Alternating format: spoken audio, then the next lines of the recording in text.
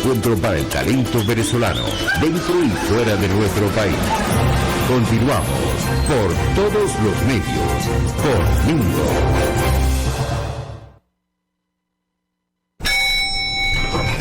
Otro nivel. Otro nivel, nuestro segmento de entrevistas. Saludamos a nuestro ilustre, querido, gran amigo Orlando Avendaño. Ustedes lo conocen, periodista, escritor, es coeditor en jefe de El American. Orlando, un gran abrazo, un saludo, mucha salud para ti, para todos los tuyos, de parte de todo el equipo de Radio Caracas, para toda tu gente. ¿Cómo te va? Buenos días, Mingo. Buenos días, Erika. Un gusto estar nuevamente aquí. Teníamos tiempo sin conversar, pero siempre es un gran placer. Caramba, querido amigo, yo te quiero comprometer, y estoy seguro que Erika también. Bueno, ya han surgido varias inquietudes para ti de nuestro auditorio, de nuestro grupo de audiencia, pero a mí me gustó mucho y me satisfizo mucho leer las reflexiones tuyas con respecto a esto de que Colombia no aprendió de Venezuela. Entonces te quiero comprometer en que tú nos hagas un compacto de esas reflexiones tuyas, por favor.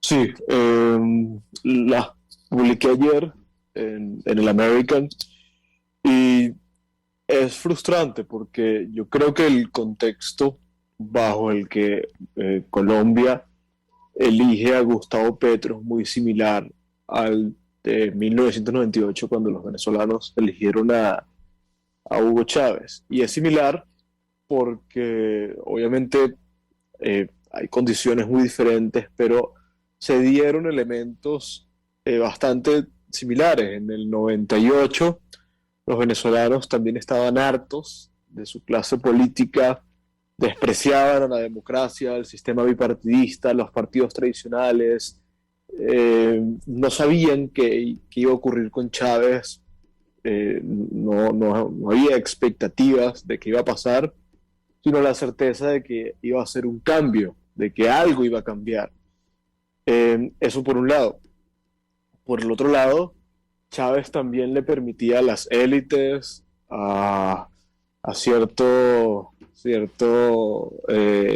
élite empresarial y mediática, poder continuar con ese sistema de dádivas, de acuerdos, de favoritismo, ese sistema rentista que también de alguna manera plantea Petro, ¿no? Petro es el establishment por algún lado en Colombia, aunque se quiera vender como un outsider, pero por otro lado también es la reacción a ese desprecio que hay en Colombia a las élites. Entonces, la comparación que yo hago es pues, que el 6 de diciembre de 1998 los venezolanos, hartos de su clase política, le votaron a un golpista que había empuñado las armas contra la democracia y que ofrecía un cambio radical. El 19 de junio del 2022, los colombianos, hartos de su clase política, le votaron a un guerrillero que había empuñado las armas contra la democracia y que ofrece un cambio radical. No sabemos al final cómo va a terminar Colombia. Obviamente todo lo que estamos haciendo es especular, pero los elementos para suponer que los colombianos votaron por la misma receta que en Venezuela, pues impuso la peor tragedia que ha visto este hemisferio, están. Entonces, obviamente nos preocupa muchísimo. Ahora fíjate, hay personas que coinciden en señalar, y esto apunta un poco a lo que tú mismo estabas describiendo, pero hay personas que decían ayer, bueno, es que Colombia no votó por Petro, votó contra una élite política corrupta. ¿Cómo se diferencia eso? O sea, votó por Petro, pues, ¿no? Así como aquí votaron por Chávez. Y en el caso de Rodolfo, ¿hasta qué punto era un contendor político con peso? ¿O era la opción que agarraron en última instancia para evitar que ganara el menos malo, que fue el que triunfó? Mira, Petro es un fenómeno político sin precedentes. Yo creo que en la historia latinoamericana, Petro no es otro líder de izquierda más. Yo creo que es el líder de izquierda más astuto, más hábil, más profundo intelectualmente que ha tenido la región. Yo creo que es superior a Hugo Chávez, habiendo sido Hugo Chávez un fenómeno. Por lo tanto, yo creo que el voto por Petro fue un voto emocional, fue un voto sostenido en las emociones, en la energía, en todo lo que representaba Gustavo Petro. No es el caso del voto por Rodolfo. El voto por Rodolfo sí fue un voto anti-Petro, no fue un voto por Rodolfo Hernández. Claro. Y la realidad es que Rodolfo Hernández no era un buen candidato. En la primera vuelta, cuando Rodolfo Hernández pues logra pasar a segunda vuelta, sorprendiendo a todo el mundo, la mayoría de la gente le votó sin saber quién era Rodolfo Hernández. La única razón por la que le votaron es porque no era ni el candidato de los partidos tradicionales, siendo Fico, ni el candidato pues de la extrema izquierda, siendo Petro.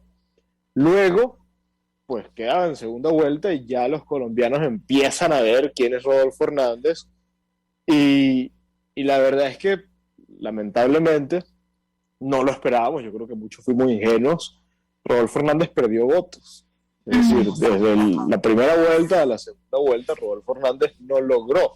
Es decir, ganó votos, pero no logró que de alguna manera se diera esa suma automática que esperábamos muchos, que era, bueno, los votos de Rodolfo, los que tienen en primera vuelta, más los votos de Fico, que asumimos que se van a ir todos, pues le dan a Rodolfo más de 11 millones, que era lo que esperábamos. Rodolfo creció y fueron números sorprendentes, pero no hubo esa suma. O sea, esa condición aritmética que esperábamos que se diera no existió. Sí. Entonces, no sumó todos los votos de Fico y perdió votos de él mismo. Hay personas que te dicen, pues, en estos momentos, que qué buena esa comparación que tú haces, Chávez, Petro, pero que si tú te atreverías a comparar también, cuando gana Chávez, las instituciones existentes en Venezuela y el estamento militar, y lo que ocurre hoy en Colombia con las instituciones que vemos que funcionan muy bien, y el estamento militar que dista mucho de compararse incluso cuando gana Hugo Chávez. Sí, hay mucha gente que dice que Colombia está blindada porque tiene unas instituciones muy sólidas. En Venezuela también las tenía. Venezuela, con todos los males como los tiene hoy Colombia, pues para 1998 era una de las democracias más longevas de la región, siendo Colombia hoy la democracia más longeva de la región. Venezuela era, creo que, la segunda democracia de la región. Y pues había resistido muchísimos golpes, como los ha resistido la democracia colombiana. Intento también de golpes de Estado, intento de toma guerrillera, alzamientos de todo tipo, en fin. La verdad es que era una democracia robusta, unas instituciones robustas. No tiene la tradición colombiana, pero también tenía una tradición. Por el otro lado, pues están los militares, que obviamente son un factor decisivo en este proceso. Y es verdad, los militares venezolanos son muy diferentes, eran muy diferentes a los militares colombianos. Yo creo que los militares colombianos deben ser los militares más de derecha del mundo, más conservadores del mundo, y es porque pues han dejado el pellejo luchando contra el comunismo y han dejado la vida luchando contra el comunismo. No quiere decir que los venezolanos no lo hayan hecho. Los militares venezolanos también resistieron a los embates y el asedio de la extrema izquierda en Venezuela, pero había una ética muy diferente. Y bueno, el debut de la extrema izquierda en Venezuela es muy diferente al debut de la extrema izquierda en Colombia. Gustavo Petro viene de las entrañas de los grupos subversivos que se alzaron contra el Estado. Hugo Chávez venía de las entrañas del ejército que se alzó contra el Estado. Sí. Entonces, una diferencia fundamental. Hasta ahora no ha habido conspiraciones, y menos de extrema izquierda, dentro del mundo militar colombiano. Sí. Erika tiene varios planteamientos para ti. Aquí preguntan también en tu condición de tu trabajo en el American y tu trabajo periodístico, ¿qué tan independientes y fuertes ves tú a los medios de comunicación social en estos momentos para que terminen poniéndose de rodillas como aquí en Venezuela ante el régimen de Chávez y de Maduro? Y también te preguntan, que me parece interesante para que lo retomemos en la próxima parte porque vamos a un intervalo, si en la próxima cumbre de las Américas, por citar un ejemplo, Petro se colocaría a la par del presidente mexicano. Pero vamos amigos, es el gran Orlando Avendaño que nos acompaña hoy, pero vamos a identificar muy brevemente y en momentos regresamos. Para formar la nueva opinión pública venezolana, por todos los medios, conmigo. Nos complace mucho todos los días hablarles de la estación de servicio Terrazas del Club Hípico. Ellos tienen también un mensaje institucional todos los días, que me parece que hay que escucharlo con atención y acatarlo, por supuesto, porque es un mensaje siempre ofrecido con la mejor intención. Fíjense, por ejemplo, cuando nos dicen que hay que usar, que usemos, que nos acostumbremos, apenas sentarnos en el carro, coloquémonos el cinturón de seguridad. Esto es clave. A lo mejor no todos los carros, los automóviles que hay en nuestro parque, se les prende la alarma y suena cuando usted no se ha sentado, tanto el piloto como el copiloto, y no suena. Pero eso ya está aquí. Debemos colocarnos el cinturón de seguridad. Este es el mensaje institucional de hoy de nuestros amigos de la estación de servicio Terrazas del Club Hípico, calidad y servicio de primera clase. Si usted desea desayunar sabroso, véngase a la pastelería del Corso. Usted puede desayunar, por ejemplo, un croissant humeante de jamón de pavo y queso crema, o puede ser de queso paisa y queso crema, unos pastelitos de ricota y espinaca, o unos cachitos generosos en jamón, o un pastelito de manzana, que eso es una ricura. Los puede llevar a la casa, porque siempre les he dicho que el trabajo del hojaldre, por ejemplo, que es una masa suave, perfumada, fina, en capas, que se amasa con mantequilla, con manteca, el tiempo de horneado es clave. Bueno, estos son unos expertos, mis amigos, los maestros pasteleros de la pastelería del Corso, que es la pastelería de la Embajada de Italia acá en Venezuela, y por eso nosotros decimos que la pastelería del Corso es la pastelería italiana por tradición y excelencia. Amigos, vamos a hablar de Produzca. 42 años tiene Produzca en Venezuela, con su sede principal en Valencia y otras sedes que nos permiten cubrir todo el territorio nacional. Pero también usted lo puede hacer solicitando nuestro catálogo www.produzca.com. Estamos hablando de protección óptica, de protección a las manos, auditiva, a la cabeza, respiratoria, al cuerpo. En materia de señalización, que muy pocas veces lo decimos, esto es importante porque identificar el riesgo en el área de trabajo es clave para después elegir el EPP, que es el equipo de protección personal, y ahí Produzca todos los implementos que necesitamos. Produzca es seguridad en tu empresa de los pies a la cabeza. Puedes seguirnos en nuestras redes sociales. En Twitter, @RCR750, la radio que se ve. Un periodista espontáneo, frontal, observador, inconforme, con mucho que decir y escuchar. Regresamos por todos los medios, conmigo. Bueno, la mayoría de las preguntas que se agolpan aquí para Orlando tienen que ver con Venezuela y Petro, que si ya, qué va a pasar con la frontera, qué va a pasar, pero que ya ha habido reacciones en materia económica que puede comentar él. Y Erika también tiene una gran cantidad de preguntas para Orlando. ¿Por dónde comenzamos, mujer? Hombre, Orlando, hola, saludos. El señor Luis Pérez te pregunta, por ejemplo, si estos representantes del gobierno interino están en riesgo luego de este triunfo de Gustavo Petro. si incluso especifican precisamente a Julio Borges, quien en teoría vive allá en Colombia. También te preguntan sobre las posibilidades de que Gustavo Petro pudiera ser una constituyente y cambiar un poco las normas y todo reelecciones, duración del periodo de gobierno, esa posibilidad.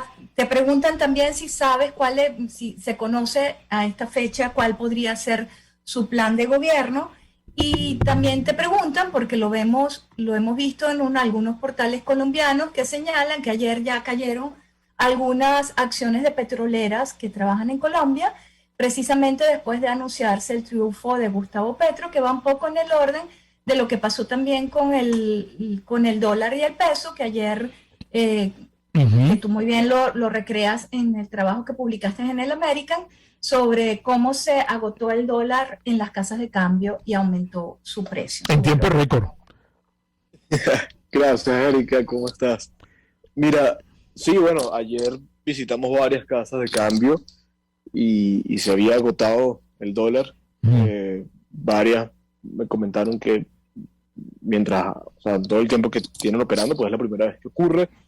La dueña de una de las casas de cambio me comentó que ella tiene 18 años con la casa de cambio y es primera vez que no tiene la certeza de si al día siguiente los proveedores le tendrían el efectivo, las divisas. Obviamente, a ver, eso es una consecuencia, probablemente eso se estabilice hoy o mañana, pero ahí es un síntoma de lo que genera Gustavo Petro, y es pánico en gran parte de la población. Muchísimos colombianos pues corrieron a refugiarse en el dólar, corrieron a buscar cambiar su dinero en pesos a dólares.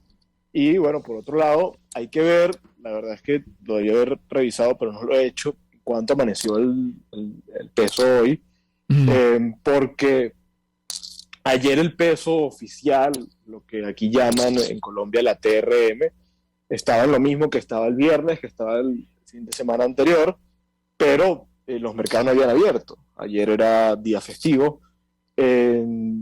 Eso obviamente no se iba a mover, pero las casas de cambio son síntomas y pues funcionan con la oferta y la demanda, y habían aumentado considerablemente el valor del peso. Con respecto a qué riesgo puede correr, los funcionarios del gobierno interino por un lado, pero en general la disidencia venezolana en Colombia, pues yo no sé hasta qué punto Gustavo Petro va a ser un aliado de Nicolás Maduro. Yo creo que por ejemplo, hacer algo como lo que hizo Juan Manuel Santos con Laurent Saleh en su momento, pues es una movida bastante radical, bastante arriesgada.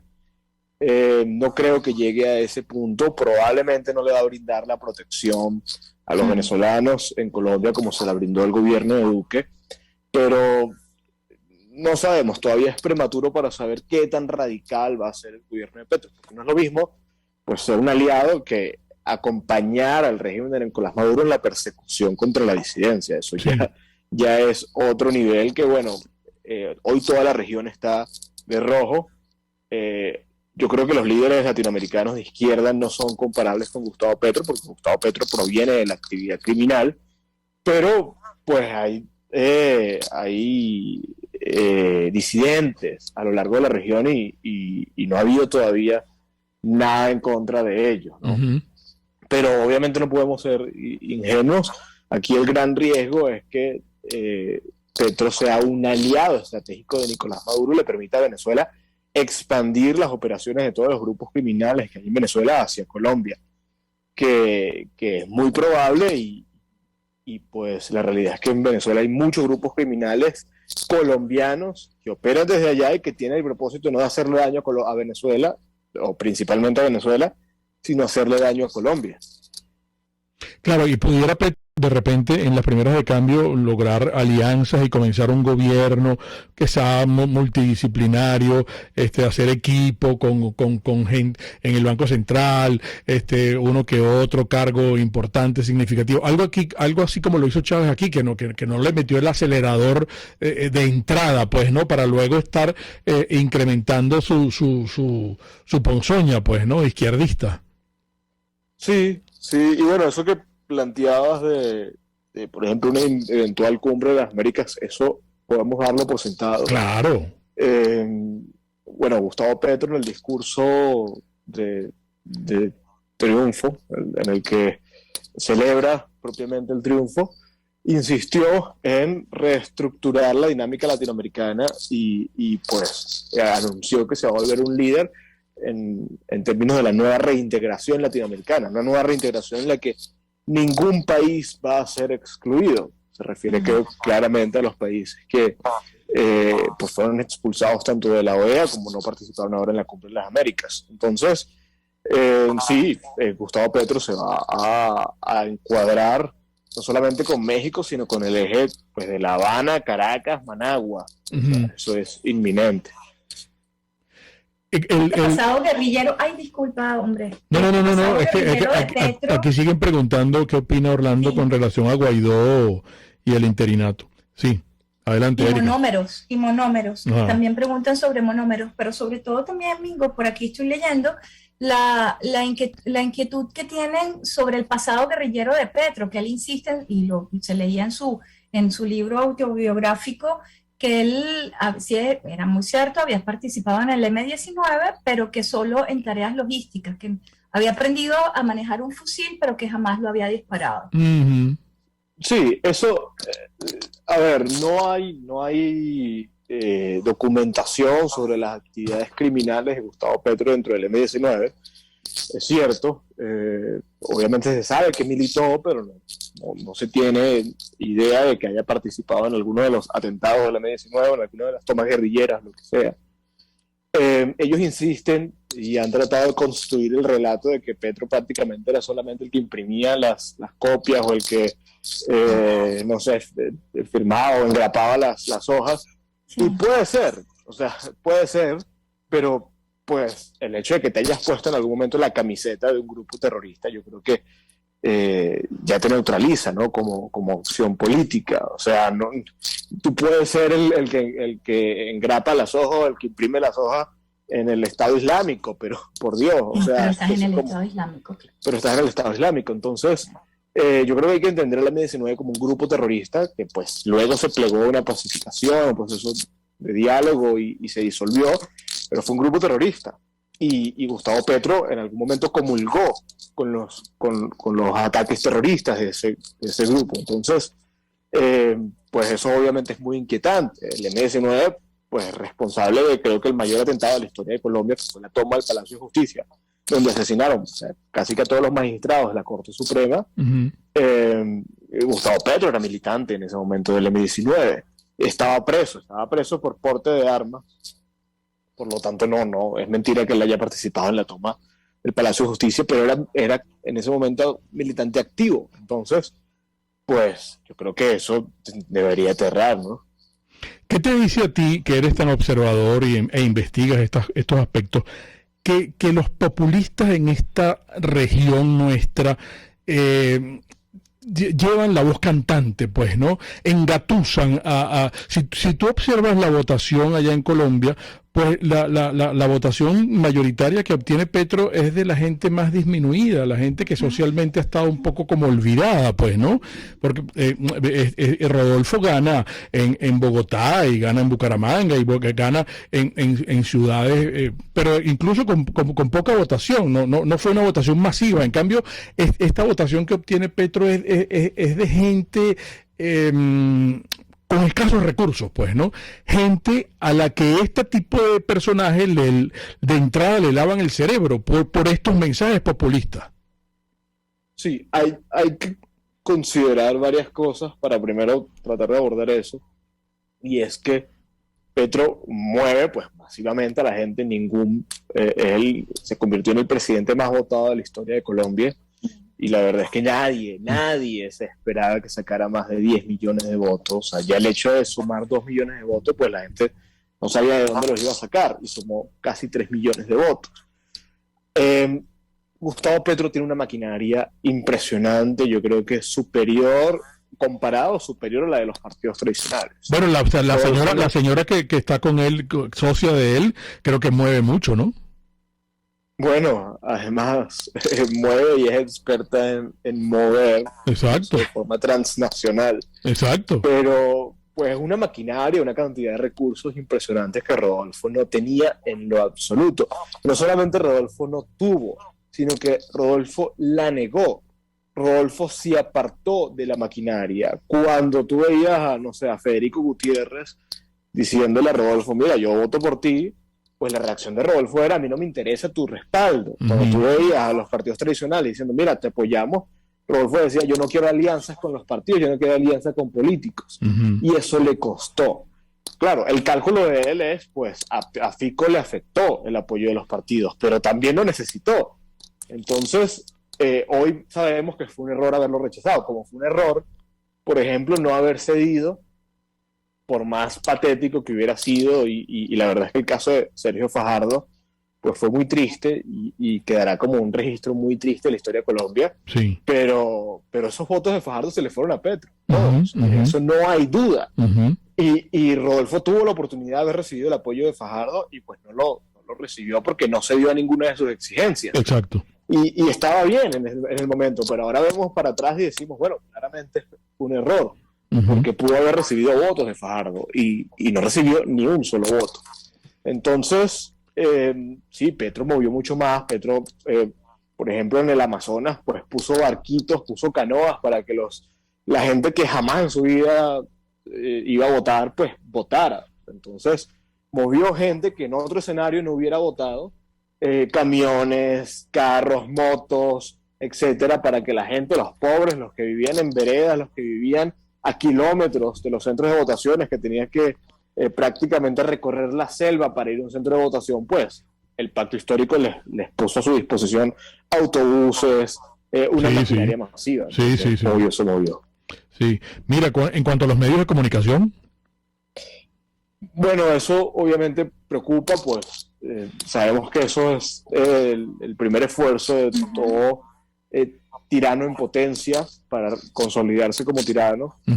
Y en Colombia, pues, bueno, el tema de la corrupción, el tema de amiguismo y favoritismo siempre va a estar, pero hay cierta independencia. Obviamente estuvieron los medios que estuvieron a disposición del pacto histórico de Gustavo Petro, que apoyaron explícitamente la candidatura de Gustavo Petro, pero hubo medios que no. Y pues ayer, por ejemplo, vi cómo Gustavo Petro retuiteaba un ataque directo contra la periodista Vicky Dávila, que es la directora de Semana, de la revista Semana, y fue la encargada de difundir los petrovideos, estas famosas filtraciones de la campaña de Gustavo Petro, y hubo ataques fuertes contra Vicky Dávila, y ya hay varios activistas reconocidos del petrismo pues pidiendo cárcel para Vicky Dávila por haber filtrado los videos de la campaña de Gustavo Petro.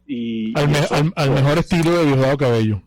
Al mejor estilo de Diosdado Cabello, y eso va a ser muy preocupante. Mira, Petro le va a hacer fuego a Guaidó y al interinato.